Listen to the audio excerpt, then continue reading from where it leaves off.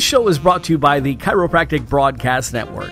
Check us out on the web at chiropracticbroadcastnetwork.com.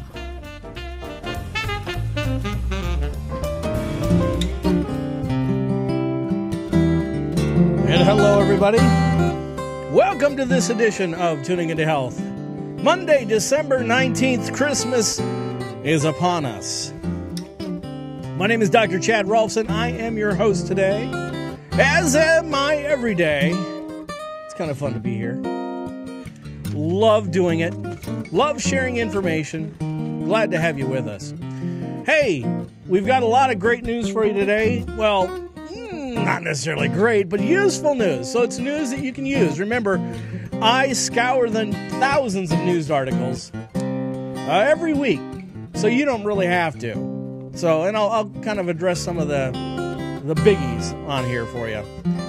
We've got this. Half of Americans have mental illness in their lifetime.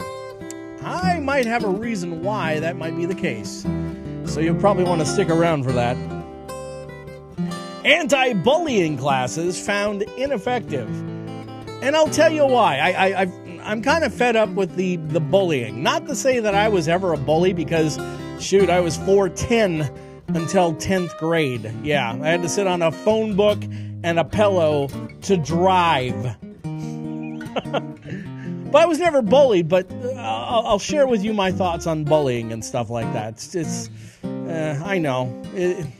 It sounds pretty good, but I tell you what, it's a nasty world out there, folks. Childhood cancer drugs cure now, but may cause problems later on.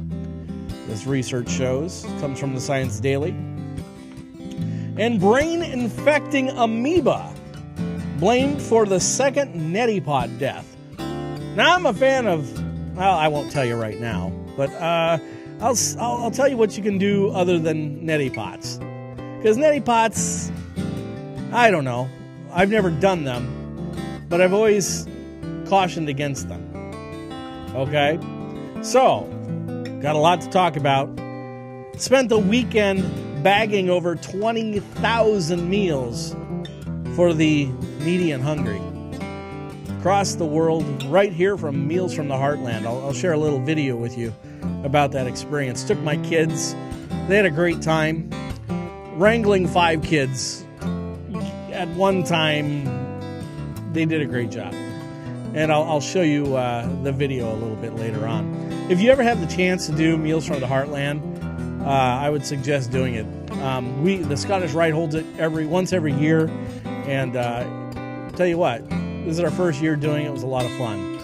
So, tell you what, that and more on this edition of Tuning Into Health.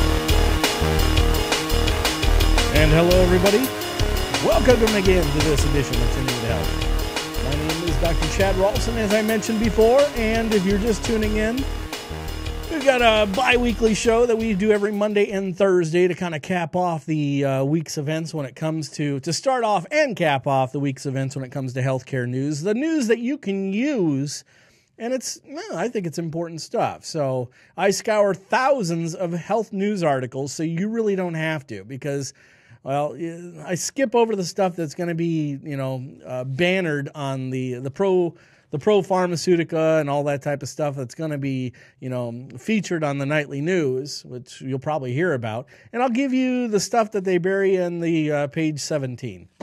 How's that? Because I tell you what, natural health and the downside of healthcare are, well, not really looked on with any interest in the mainstream media. Now, I will say there has been growing interest, and it's only because it's become a political tool. It's only because it has become a political tool. Yes, I said that.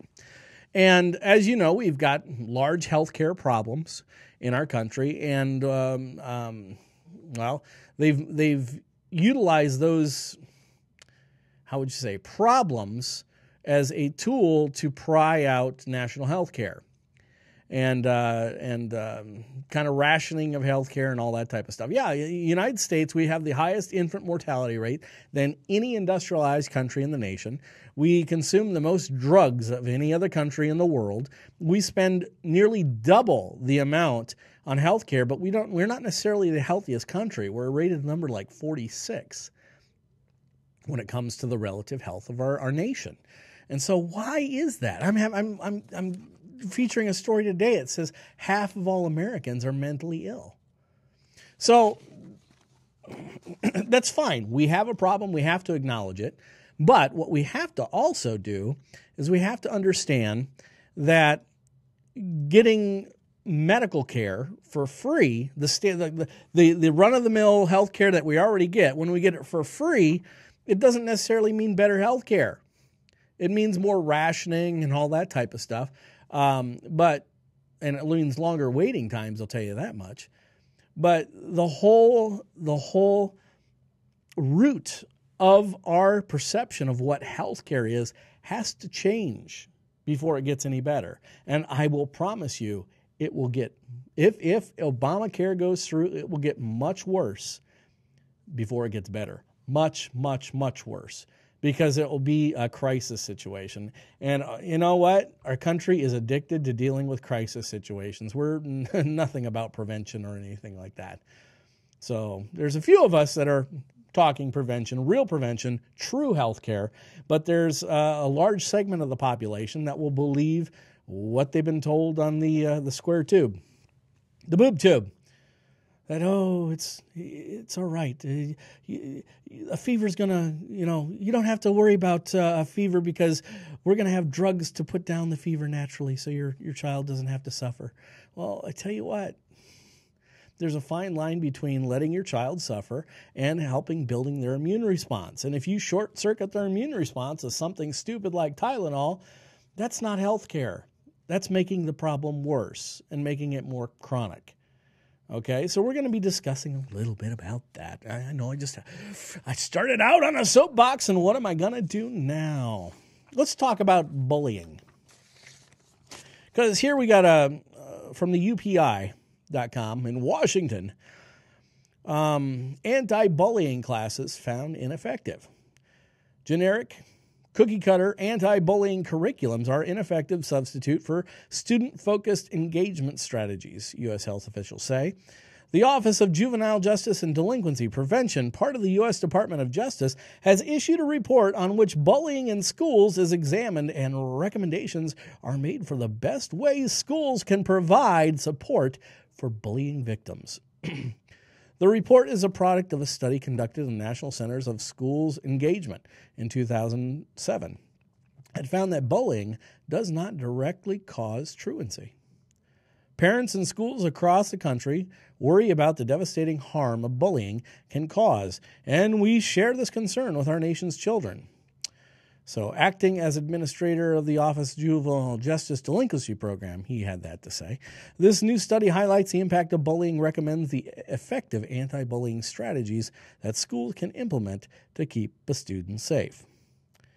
So, offer mentoring programs, provide students with opportunities for community service, make them so gosh damn tired that they won't want to bully. Address the difficult transition between elementary and middle school and start prevention programs early. Now, aside from the fact that there are extreme cases of bullying, right?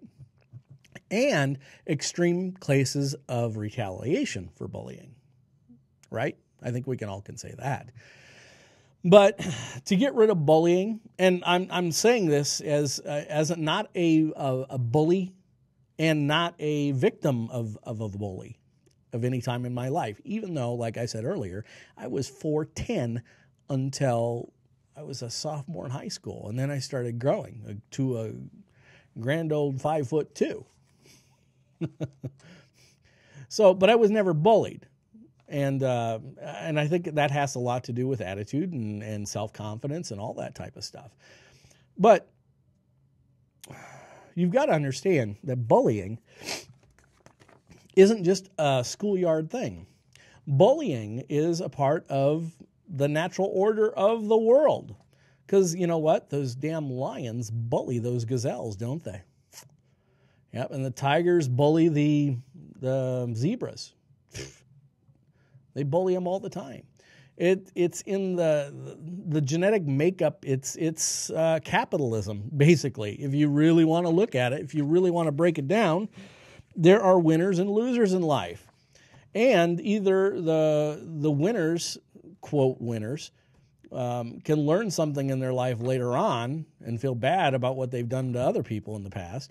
And losers can learn how to strengthen themselves to make them not a target of a bully. And that's how it is in life. There are bullies in politics. There are bullies in, not only the classroom, but there are bullies in the business world. There are bullies in your church. There are bullies in your outreach group. There are bullies everywhere. And all it is domination of one over another. And there are lessons to be learned on both sides. Now, granted, there are extreme cases, and I'm not addressing the extreme cases. I'm addressing those people who like the teachers' unions. Basically what they did is they stopped using red pen on their test scores and went with purple because they didn't want the children to feel bad. And if we're going to have such a nanny state that encourages that type of thing, you're only going to invite more bullying. You're going to only invite more angst and anxiousness and stress upon the world where then it gets just silly and out of hand. So we've got to understand that bullying is there for a reason. We have to learn from it. We really have to learn from it. So in a business, political, and whatever sense that you want to do, whatever walk of life that you are in, you have to worry about, or you don't have to worry, but you have to deal with people that are more dominant than you. And it's not that it happens to you, it's your reaction to them that makes it count, right? Okay? So with kids learning this at a young age, it's very important to them. It's very important to learn these lessons earlier on. You wish you'd learn a lot earlier on than later on in life, right? So I know this might not fly with everybody. That's okay. Just my opinion. Oh, gosh, that brings up like a Facebook. That's a whole new realm for bullies, right? There I am posting basically on my wall because I can express my opinion and express my thoughts. Doesn't matter if they're right or wrong, but there are some people that view my little old opinion as a threat, and they want to beat it down as fast as they can. They want to beat it down harshly. I'm wrong. They have to express how right they are. And if I cared, I'd go look on their wall. But I don't care. I just want the freedom of expression to express on my Facebook wall and, not have to worry about getting hassled about it. And yeah, I will face a challenge if anyone's there, but it's kind of stupid. If I really cared about what a person thought, I'd probably go look and seek what they thought. But I try to make it, and I don't always do this, in extreme cases I will, but I try to make it a policy not to go on other people's Facebook page and comment negatively on their stuff. I try not to do that. Try not to do it. Now, if it's in a forum, a debate forum, go. Yeah, have fun. I love debate. Love it. But in most circumstances, I don't necessarily go looking for fights. So, how about this? Childhood cancer drugs cure now but may cause problems later. And the problem is they're using the word cure, aren't they? I don't necessarily agree with that word being used because they really aren't being cured. They're suppressing symptoms, suppressing abnormalities happening in the body. This comes from Science Daily. Will a drug used to treat childhood acute lymphoblastic leukemia and other pediatric cancers cause heart problems later in life? UB Associate Professors Pharmaceutical Sciences says that who sees the work as the bridge between the research and the clinical practice, has focused on recent efforts to try to answer this question. So they don't know, and oh, goodness. Blanco is his name, and colleagues says a recent study in the Journal of Clinical Oncology looked for underlying genetic answers on why some childhood cancers who were treated with anthracyclines, powerful antibiotics like adriamycin and nanomycin, developed cardiomyopathy, such as congestive heart, because they're antibiotics, anti-life. And they're trying to look for genetic clues. Well, everything and anything that could ever happen to a human body is in your genetic makeup. Did you know that? Everything and anything that could ever happen to you, between a pimple on a butt or lymphocytic leukemia, has a genetic trigger to it. It's what turns on the trigger, epigenetics, right? All these stories will be posted on my Facebook page at facebook.com/Rohlfsen. You're more than welcome to visit there and see what's going on. How about this brain-infecting amoeba blamed for a second Neti Pot death? They have even a video on this. This will be posted. Basically, if you plan to give a loved one a Neti Pot for Christmas or Hanukkah, make sure that you include the bottle of distilled water. Happy Hanukkah to all my Jewish friends out there, by the way. Health authorities are urging people to use Neti Pots to irrigate their sinuses only with sterile water, not tap water, after a second Louisiana Neti Pot user in 5 months has died from the brain infection traced back to her faucet. The woman's infection was caused by an organism, and it's common in freshwater southern states, and it's caused at least one Palm Beach County death in the Lake Ida swimmer in 1999. The amoeba won't hurt you if you drink it, but if it's inhaled into the sinuses, it's been known to cause death. Basically, do you know that the brain is actually exposed in the nasal cavity? That's how you smell.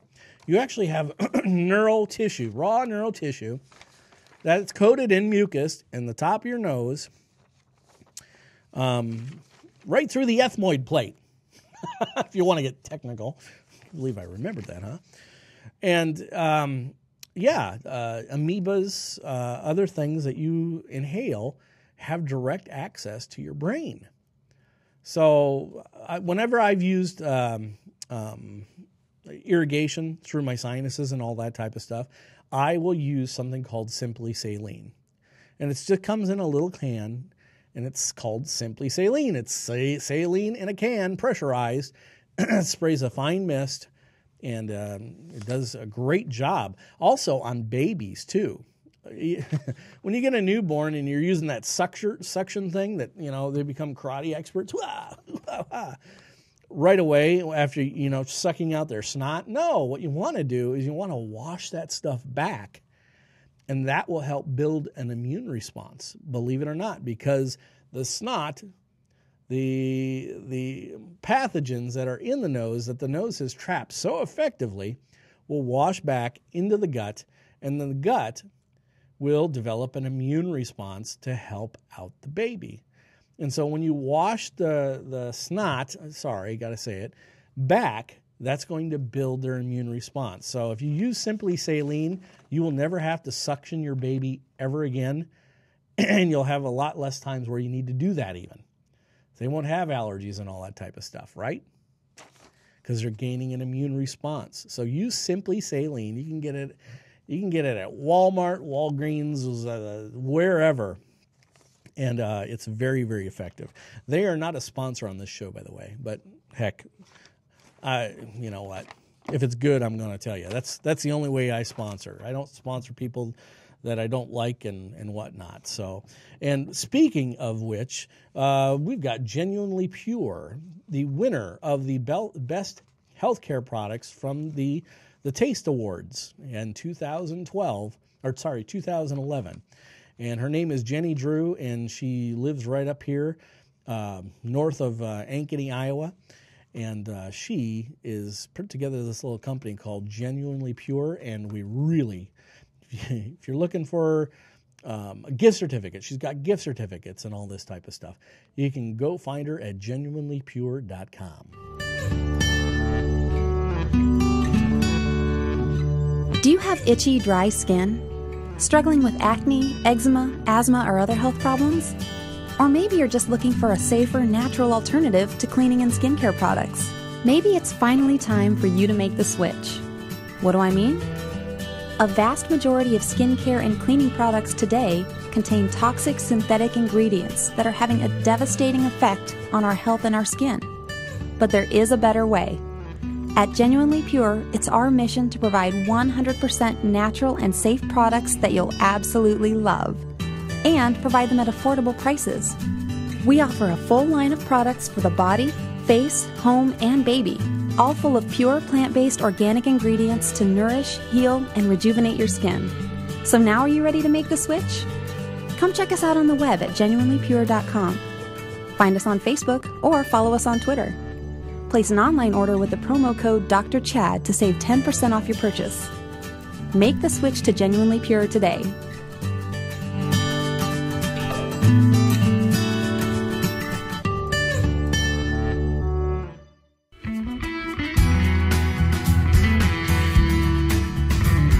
And you are tuning into Health with Dr. Chad.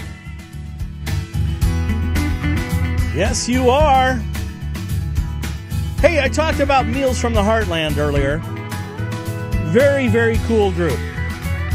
If you ever get the chance, I would suggest that you try this every once in a while. It's really a good thing. So I'll show you how I spent my Sunday morning with the folks at the Scottish Rite doing Meals from the Heartland, and I've got a little video here that will kind of show you through the process. It's really easy. And it helps out so many people that don't necessarily have the food. Now, okay, the conservative side of me says, okay, let's feed them. Great. Now, let's give them a system, show them a system that can help feed themselves too, right?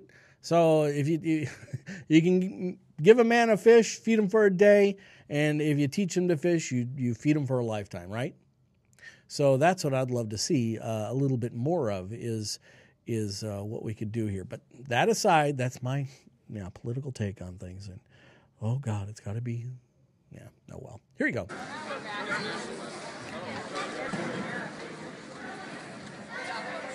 It's an assembly line process. A scoop of rice. Okay, first a scoop of soy, scoop of fruit or veggies, scoop of vitamins, and scoop of rice. And then it goes on to the next one. But we're human and it's okay. It's okay. And then they weigh them to make sure that they're precise weight. And then they seal them. Everybody's got to wear, hair nets and plastic bags on their hands. And then they package them. This little guy is doing a great job. But 20,000. Took us about 4 hours to do it.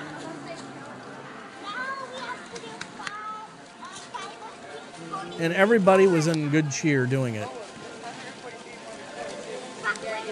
Big, big sacks of soy meal and rice and whatnot. Just get the same amount each time. It's hard. Good job. So we had about 4 tables set up.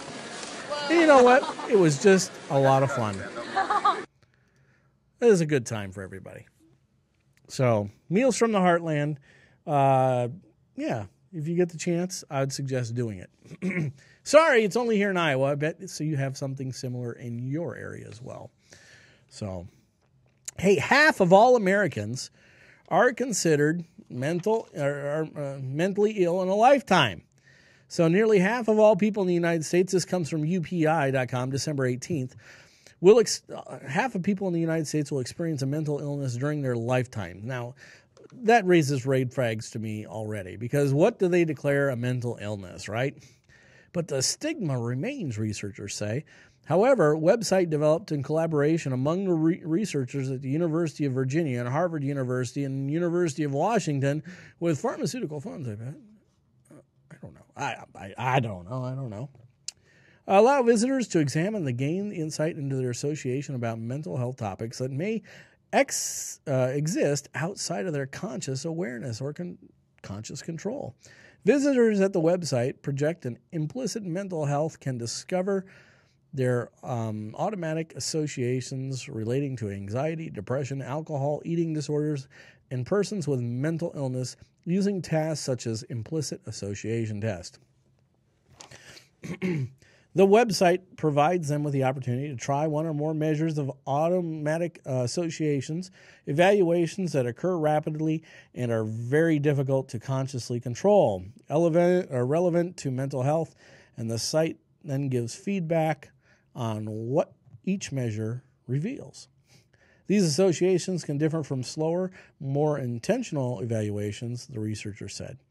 So the researchers use implicit association tests to assess mental associations that can be different than the people know or say about themselves, and the researchers said. I'd be double, triple, quadruple thinking, if I say this, would it mean this? No. I'd be analyzing the questions as they... That's what I would do. So they say that half of all Americans are mentally have mental illness. When you're driving down the highway, it can be, you could say, hey, that's pretty bang on, huh? So let's see. Here might be an answer. And I have emailed this little video to one of my state representatives, Eric Helen, from up in Ankeny area, and said, if you have this, it kind of gets a little bit dramatic, but the facts in it are true from what I've researched. So, and it will pull on emotion and all that type of stuff. But I tell you what, how do you move stuff anymore? It's with emotion. So. Here is a little take on that. It's from Natural News. Oh, come on. Fluoride. Dentists say that drinking it can protect your teeth against cavities. Cities and towns all across the world actually dump it into the water supply, hoping to indiscriminately medicate the population through their tap water faucets.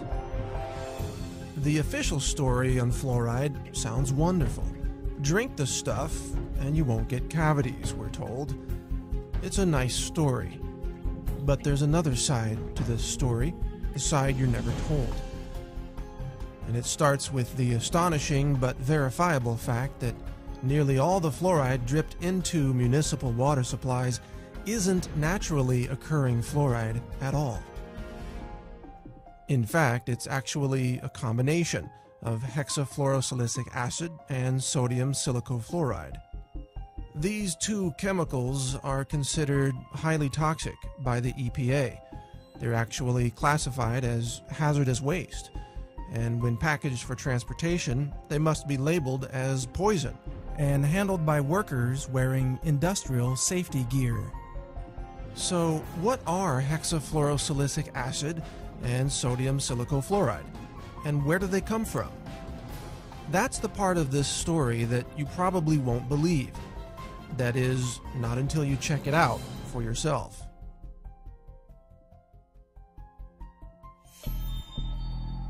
Because the more you look into the mythology of fluoride, the more bizarre this story becomes. And this bizarre story begins at phosphate mining companies. Phosphate is an important mineral used in fertilizers. It's mined from natural rock deposits scattered across the world, and the phosphate rock is then refined to produce phosphoric acid. If that name sounds familiar, that's because it's one of the main ingredients in carbonated sodas, such as Coke and Pepsi. Phosphoric acid is often compared to battery acid.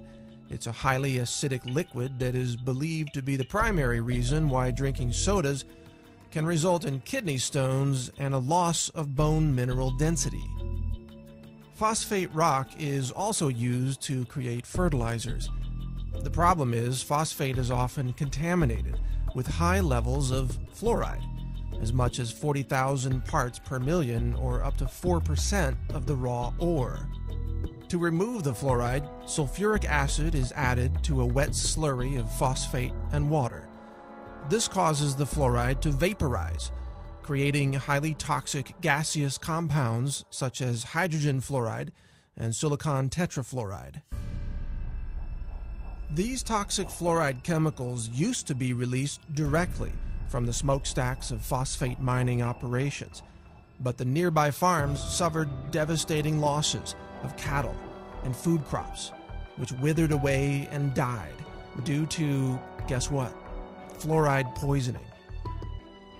In order to stop this environmental destruction, the phosphate mining industry put in place a way to capture the toxic fluoride chemical vapors so that they wouldn't be released into the air and kill the surrounding livestock and vegetation.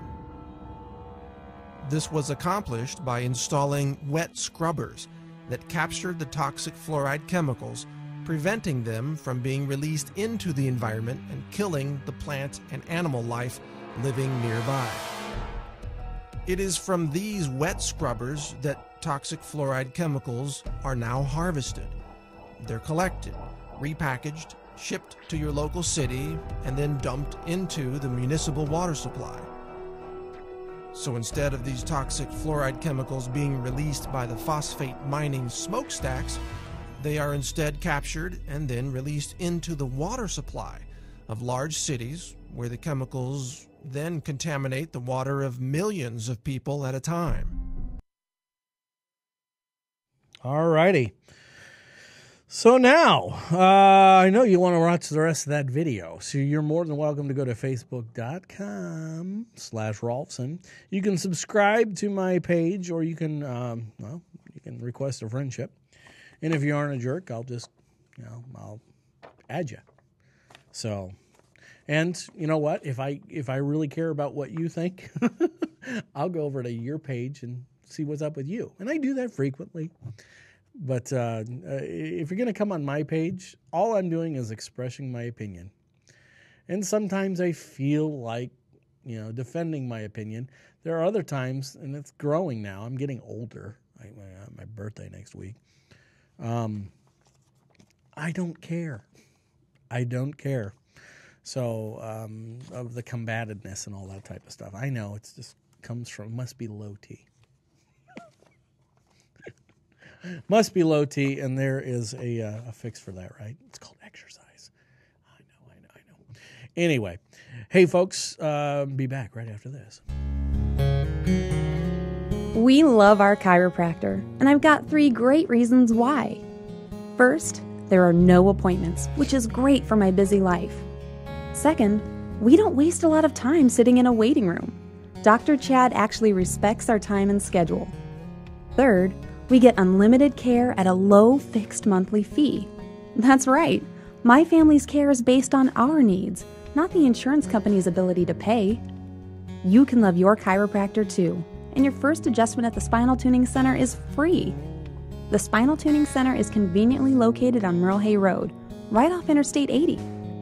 Find out more at spinaltuning.com or call 727-4000.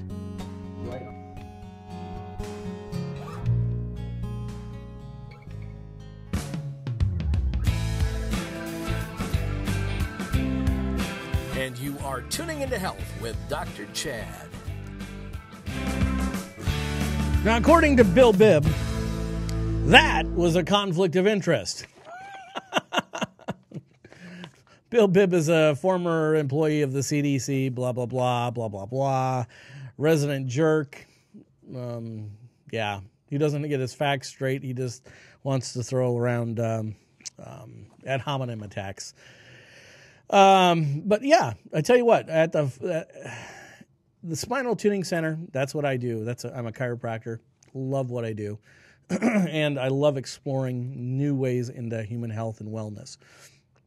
What I also do is, well, what you've noticed here in the last couple minutes, I have this little studio. That's a full audio studio, and we can do videos as well. That, with the Chiropractic Broadcast Network, we can make anybody, whatever business they are, a chiropractor or whatever, we can make voiceovers. And I've got voiceover talent. I know people that would love to get paid a fair fee for their services to do voiceovers. Price starts at $49. So we can even write copy for you, or if you have copy for us, we can do your voiceovers. Not a problem. I tell you what, it's a lot cheaper than $250 an hour. So if you're interested in that, go to chiropracticbroadcastnetwork.com, or you can email me at drchad@rohlfsen.com. And, or you can get a hold of me on Facebook. That's fine. Not a problem. So what do I have up here on the screen? When I became a chiropractor, almost 15 years ago right now, I'd be adjusting people's spines, but a lot of times you got to adjust their mind too, because they have to understand what and why you're doing what you're doing. And there's this Dr. Nima. I think his name was Dr. Nima, right? Yeah. He's done a great job with this little video because the chiropractic therapist. What would happen if you had to go to a therapist? Here, let him explain.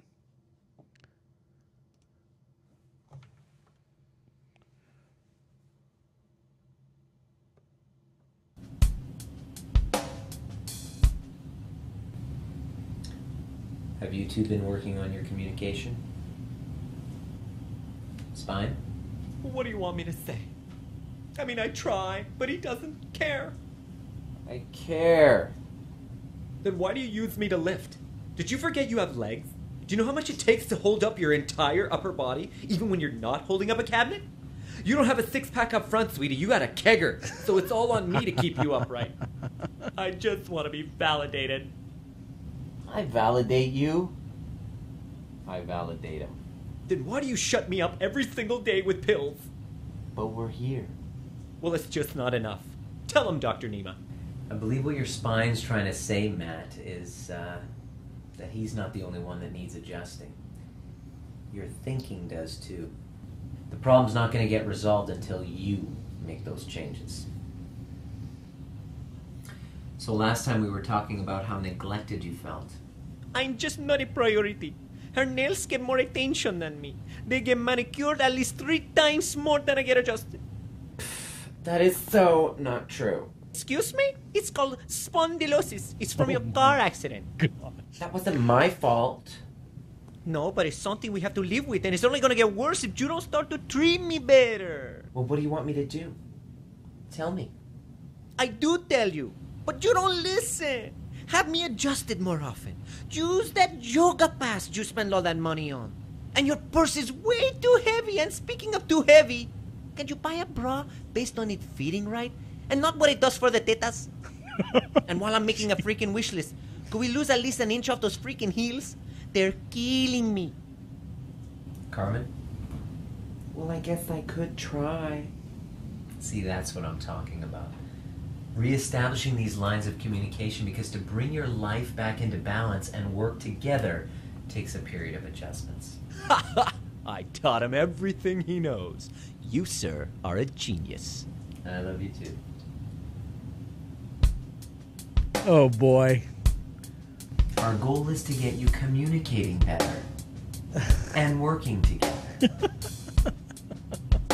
Dr. Nima, you rock. That was an awesome video, and you acted all of the parts. That I'm trying to wonder where the accents. How come the spines have different accents?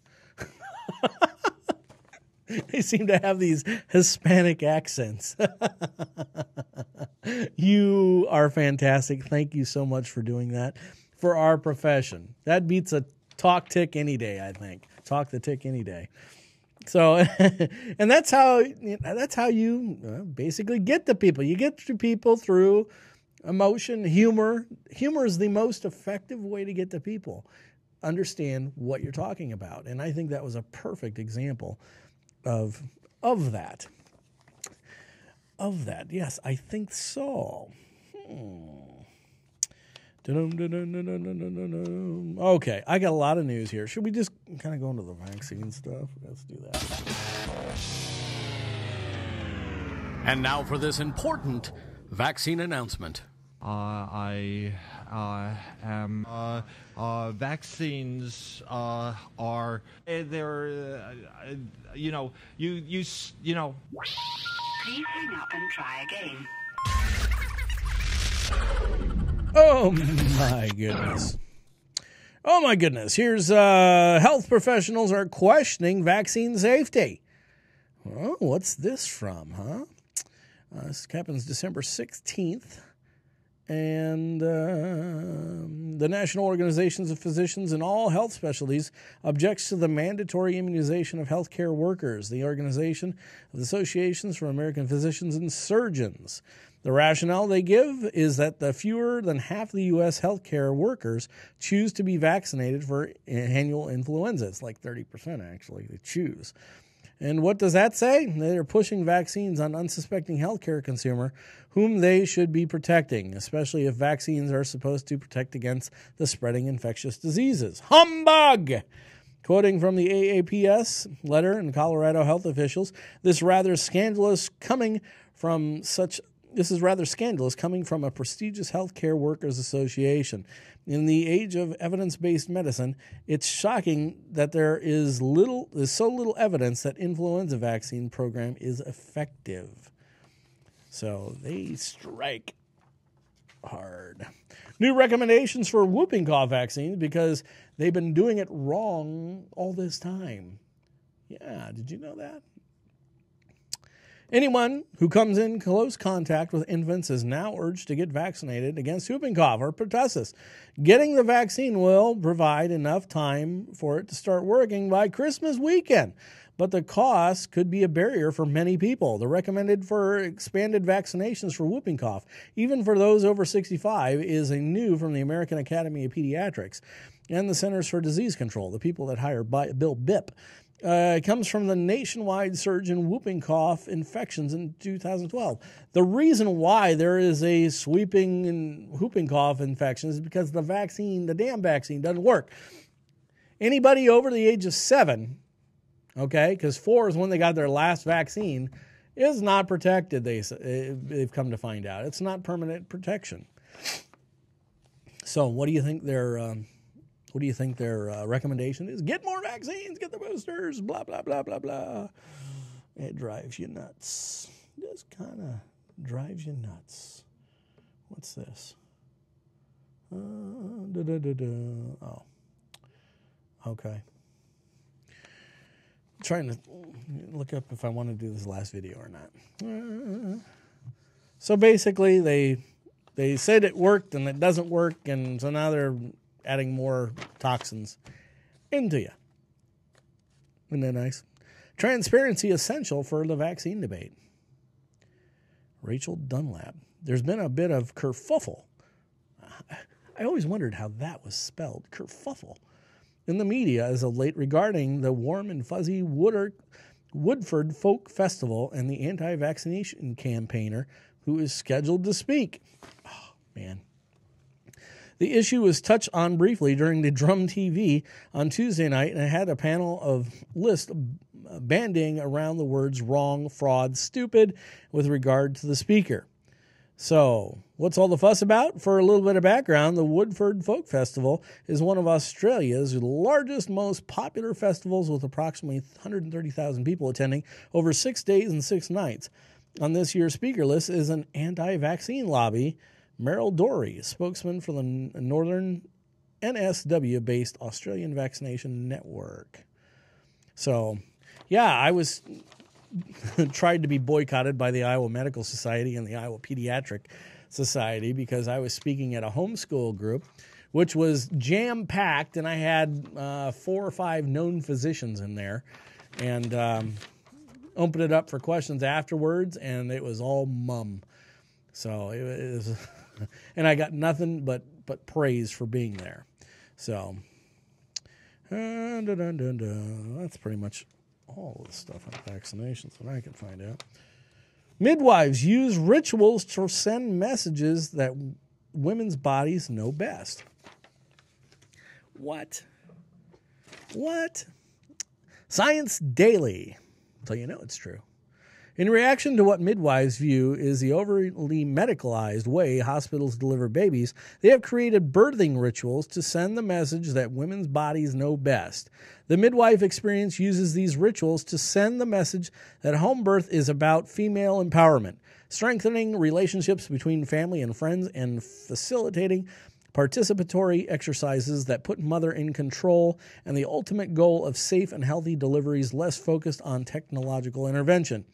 These are some of the findings at the Oregon State University researchers and licensed midwife who witnessed more than 400 home births in order to document the extensive list of practices utilized by midwives to express their symbolic difference between home birth and hospital birth. In the study now outlined in the Journal of Medical Anthropology Quarterly, Melissa Cheney, the assistant professor of medical anthropology at OSU, charted specific rituals used by midwives. In addition to witnessing the documenting of home deliveries, she also conducted more than 50 in-depth interviews with midwives and their clients. This is about invoking the mind-body connection, Cheney said. We know, for instance, that midwives have better health outcomes in some areas, such as reduced rates of surgical delivery and labor induction, than hospitals. But I wanted to examine ritual might play a part in producing these positive health outcomes. So, Cheney said evidence shows that the hospital births result in about triple the rate of cesarean section for low-risk women compared to midwife-attended home births. Because of her unique role as both a researcher and a midwife, Cheney was able to gain access to hundreds of home births in various parts of the United States and also witnessed more than 60 hospital births. Speaking from experience of being a father of 4 home birth children, and when the one that we had in the hospital was very low, the doctor couldn't get any in the room fast enough. She was pushing and barely caught her when she was coming out. So the nurses were screaming. He didn't have to do any tugging on her neck or prying or anything like this. And that was for our first birth. No episiotomy, all that type of jazz. Speaking of... as a father of 4 home birth boys, all of the home births were kind of a different experience, but in the same realm, they had a nice, serene, calm aspect to them, which you don't necessarily, women are going, huh, when I say that, but it was a serene, calm atmosphere. After we had our first child in home birth, we're like, oh man, that was a lot different. There's so much frantic cackling at our hospital birth compared to our nice, serene, dimly lit room with the home birth. Even our last home birth was different than our first home birth in the fact that we had a different midwife. So we had the first 3 with one midwife and then the one with the last midwife. And the last one was totally hands-off. It was all preparing in the background, but let mama labor. Let mama labor, let her do her thing, and don't mess with her. Basically. And if you need anything, she'll tell you. When she needs something, she'll tell you. And it was an amazing experience. It was so low intervention. No ultrasounds or anything like that with this last one, which really made me happy because I wasn't happy with the ultrasounds that they did on the first, third, but 3 that we had, 4 that we had, I should say. So, but I reduced them significantly compared to what they wanted to. But I tell you what, our 4th home birth experience was mama knows what's going on. She's been through this before, of course, okay? She needs to labor. She needs to do her thing. She needs to put her mind in the right spot. And voila, we have a little boy. She will tell the midwife. She basically told the midwife what she needed next. And it was amazing. It was an amazing experience. So going from birth to, well, the end of life, seniors happy with less social time. This comes from UPI, December 19th. American seniors don't need as much social time with family and friends as younger people do need to be happy, a U.S. survey indicates. Overall, Americans self-reported their mood improves with each hour of social time they spend in a day, up to about 7 hours. This relationship is present among all age groups, but people age 65 and older are more likely than their younger counterparts to maintain a positive mood with fewer hours of social time, the Gallup Healthways Well-Being Index says. The percentage of seniors reporting a lot of enjoyment and happiness without a lot of stress and worry increases more than 20% percentage points between those with no hours of social time and the previous day with the use of 3 hours. Adults aged 30 or younger, it takes more than 6 hours of social time to see as much of an increase of positive mood as the survey says. So, and you're talking to a guy who's a Mason, so right back here. And I spend a lot of time around older guys. And let's put a caveat on this whole idea of seniors. If seniors can choose who they want to hang out with, yeah, okay. Because I hang around with a lot of white-haired guys that are basically my brothers. And that's how we kind of treat each other in this little fraternity called Masonry. So actually not a little, it's the largest fraternity and oldest fraternity in the world. But I tell you what, the social time, it's how they choose to spend their social time too. So some of those guys are the sharpest guys you'll ever meet, I'll tell you that much. Bedbugs foiled by hairy limbs, study says. A group of British researchers has found that hairier humans may have upper hand in fending off bedbugs compared to their shaved peers, which mean women, most likely, unless they're from Europe. In a new study, scientists suggest that their fine hairs on a human skin slow bedbugs down and help people better detect the bloodsuckers on their body, because of the pili reflex. Scientists at the University of Sheffield unleashed hungry bedbugs on the arms of 29 student volunteers, each with one shaved and one unshaved arm. The researchers watched the bedbugs, timing how long it took to get from one place to find a place to dig in for a meal. None of the volunteers were actually bitten during the experiment. The researchers removed the bugs just as they were about to feed. The volunteers kept a count of each time they felt a bug crawling up their skin. Not good. Not good. They found that the volunteers detected the bugs more frequently on their hairy arms, and the bed bugs on these hairy arms took longer to find a spot to bite. All right. Okay. Teen marijuana use at a 30-year high. I wonder why. When it's all over the news that everybody is trying to, and the President of the United States is talking about legalizing marijuana. And they've got shows on the Discovery Channel and History Channel about pot growers in California. Last night I watched a moonshine video, or a show about moonshiners. Now, I tell you what, when you're exposed to this stuff and you see people doing it legally on live or on television, and they're not getting arrested, the feds aren't showing up to these people's doors and not arresting them. Well, of course that's going to lead to more pot use, dummies. I'm not even going to read you this story because it's so stupid. Of course pot use is up because it's publicized all over the place. There's a lot of frickin' free advertising, right? Man. Orange juice secret ingredient worries some health-minded moms. This comes from abcnews.com. New York food writer and the mother of an 18-month-old daughter I'm not even going to pronounce her name because it's hard, loved her premium brand orange juice. 100% pure. Not from concentrate. The kind that comes from colorful cartons and tastes consistently delicious. That is, until she said she learned from her first-time moms group that there's a secret ingredient in all premium orange juice that companies are not required to put on their labeling. What the hell? Now, after writing Whole Foods, she refused to buy her favorite. After writing Whole Foods, she refused to buy her favorite 365 juice amid the uncertainty about its contents. One of the moms said that she had to read about it, and they held it in the tanks for up to 1 year, and it pretty much lost all of its flavor and had been reinvigorated with these flavor packs and essentially chemicals. Machurver 40 and co-author They Eat What?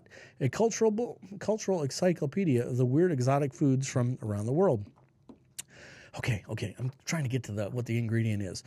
For the last 30 years, the citrus industry has used flavor packs to produce what the Food and Drug Administration identifies as pasteurized orange juice. That includes top brands such as Tropicana, Minute Maid, Simply Orange, and Florida Natural, among others. These flavor packets, after the orange juice is stored, actually makes those premium juices more like a concentrate, and the consumers need to know that. Experts estimate 2/3 of all Americans drink Florida orange juice for breakfast, and the companies spend millions in their marketing campaigns touting its health benefits. That will be on Facebook.com/Rohlfsen. You're more than welcome to go there. Please, if you're listening to this or if you're watching this, use that little Twitter button. What is it down here? Yeah, Twitter button or the Facebook button. And you can tell people what you're watching. I appreciate that. Not many not-for-profit hospitals spend less than 2% on charity care. Tell you what, that's kind of a misgiving. Not for profit, but tell you what, there's a lot of doctors and nurses and staff there that are there for profit. Yeah, exactly. That are there for profit. And there are a lot of people who, well, they don't have insurance companies and insurance, and basically the hospital eats it because it's illegal for that person to be turned away for emergency care. That's why a Band-Aid costs $67. So,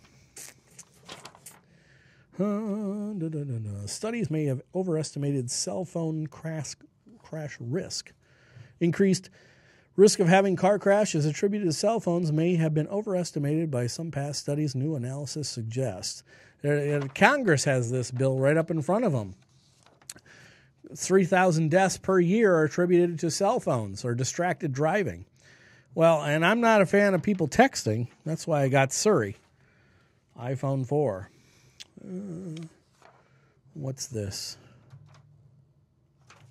The religious believers don't trust atheists. Well, duh.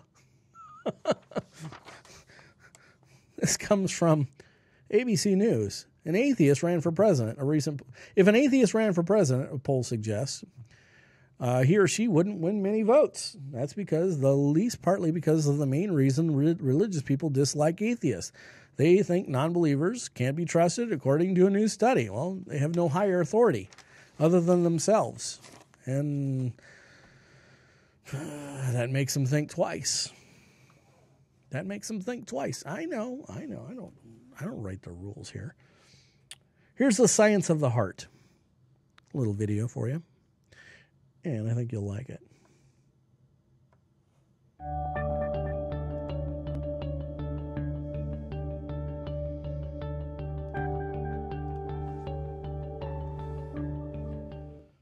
Over the past 18 years, our research center has investigated heart-brain interactions, how the heart and the brain communicate with each other, and how that affects consciousness and our perceptions. One of the things we identified in our research was the state we now call coherence. And what we found was that when we're feeling positive emotions, like we're really appreciating the sunset, or really feeling love or compassion or care for someone, that the heart beats out a very different message. The heart generates by far the largest rhythmic electromagnetic field produced in the body. And what we've now found is that if we look at the spectrum analysis of the magnetic field radiated by the heart, that emotional information is actually encoded and modulating into those fields. So by learning to shift our emotions, that's changing the information we're encoding into the magnetic fields radiated by the heart. and that can impact those around us. We are fundamentally and deeply interconnected with each other and the planet itself, and what we do individually really does count and matters.